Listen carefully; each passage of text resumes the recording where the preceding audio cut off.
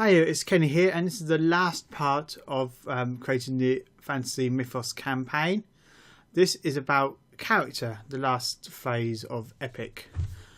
Since I actually created this, it's actually changed. It's no longer character, it's characters.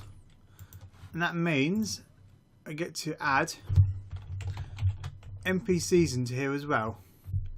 So from place here, I've got this Temptress here. I'll move that page into characters.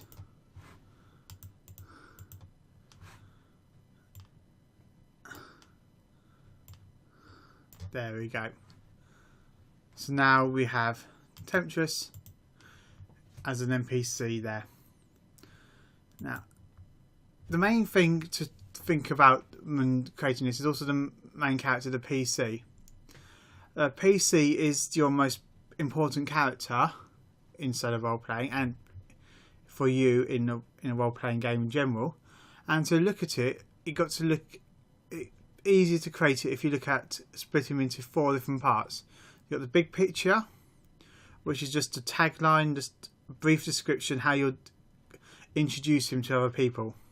So for this NPC, he's a loyal, honourable and honest fellow. He dreams of looking after those whom he serves, but he's always outside. He desires to experience more, but is kept in check by his calling and his vows. That just gives you a big overview of how the character is. Now, you can either create the big picture first, or you can create the big picture after you've created the internal and external. It's your call which you want to do, but generally, big picture, if you just at least have an idea of what character you want to create, and then go on in the big picture, you can always come and add to the big picture or take away from the big picture later on. Now, before you do the external, I always think it's important to do the internal. So the internal, here I split into philosophy, fears, hopes, goals, and dreams. Each of them is just an internal, is just a fragment, a facet of his internal being. It just gives him different how he acts inside. Of course, we all know how he acts inside differs to how he acts out externally. Philosophy. This character's philosophy, he has a purpose in life. We must do all we can do to fulfill our calling and live up to our true purpose. He's also got some internal fears as well.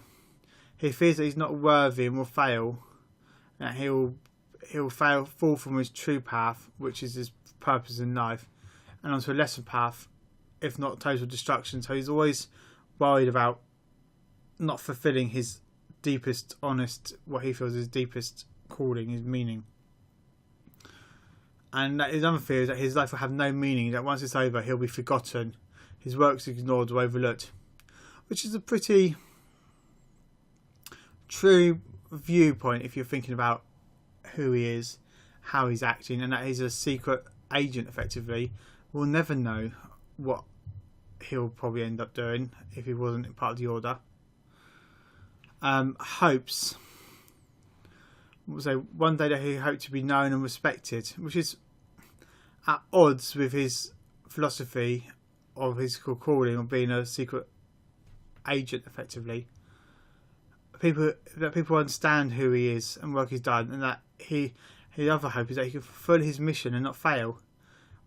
These hopes are all contradictory in some respects. He hopes to be known and respected, but on the flip side, he hopes he can fulfill his mission and he won't fail.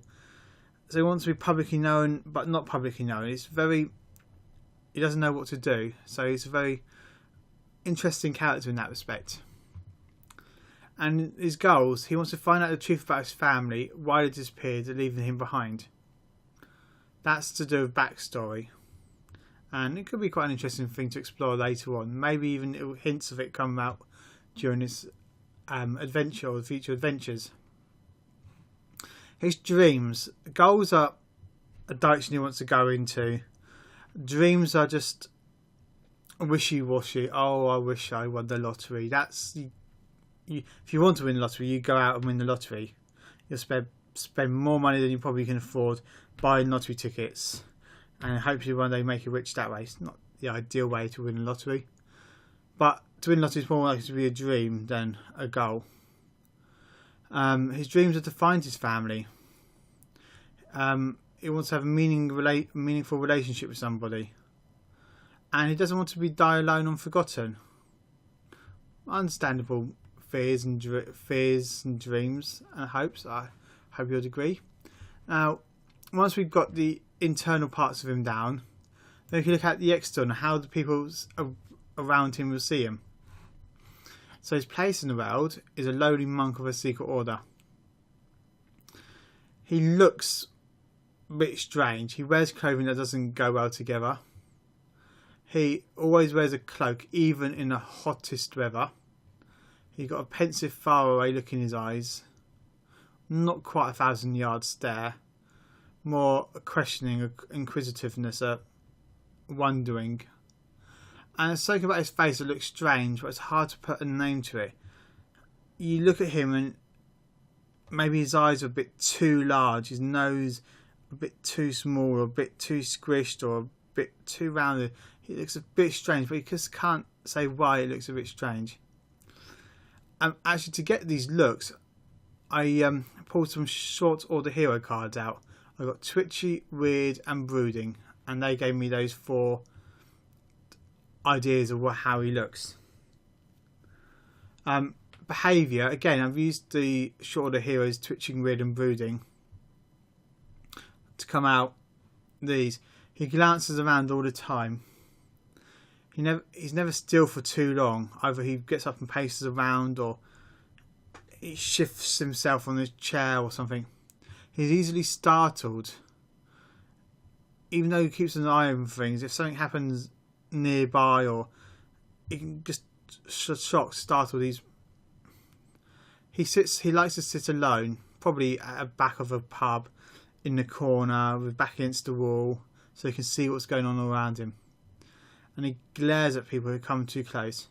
Maybe this is why he's got this that looks strange, because he's always staring and people just glare, and people see that and just can't quite guess what he's doing. So probably this something about his face looks strange is his eyes. He's got very glary eyes, very wide open eyes. Now, he's a lowly monk, but he's probably got a good quality cloak. He wears a cloak all the time, so he probably affords to get a good quality cloak, or he got a good quality cloak, which is why he wears it all the time. He's also got a good quality, well-used sword. Whether that belongs to his family, or it's his, or he's given it to from his order, I don't know. Mechanics. These mechanics here I set up for Fate. I'm not sure if I'm going to use Fate, or I'm going to be using something like Fate Accelerated yet. That's still to be sort of worked out. But this is the character I've got set up in here. In the description here, very similar to the big picture. His name is Henry, a good solid medieval name, which is still quite used and not uncommon nowadays. Now, skills, so investigate. He's very good at investigating.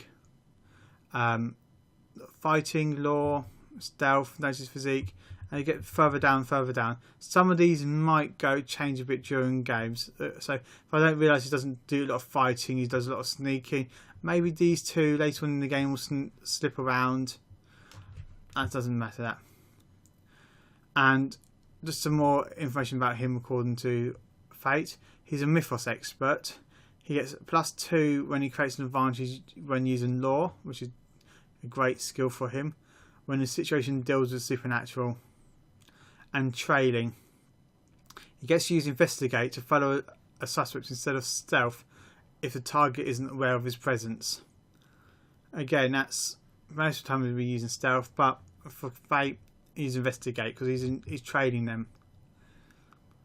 So that there, so I've still got some more stunts I can use put in during the game. And as I said here, NPCs, the Temptress. These here will come into play later on. I did also say, as part of the original Epic campaign system, that the intrigue phase, the stories, interplay and conflicts, will be listed down here in characters as well. That still takes place, but at the moment, as there's only one NPC and Henry hasn't met her yet, that isn't there. I can probably put some interplay between him and the Order and other stuff like that, but I see him as a new character reaching into a new zone. So other NPCs like his family, I can put into there, and in here I can sort of story as abandoned Henry at birth or at a young age. So that's the story. The interplay and conflict we don't know yet. As we go and find out more about his family and put more into here. Right, that's it for the Fantasy Mythos campaign, setting it up, and that's it for creating Henry and his character here. I hope you enjoy looking over these 4 videos of the Epic campaign system, and if you did, great. Be interested to see what you like. So if you leave a message on the soloroleplayer.com under the video here, I'll be very appreciative to hear what you have to say about the Epic campaign system. See you guys later.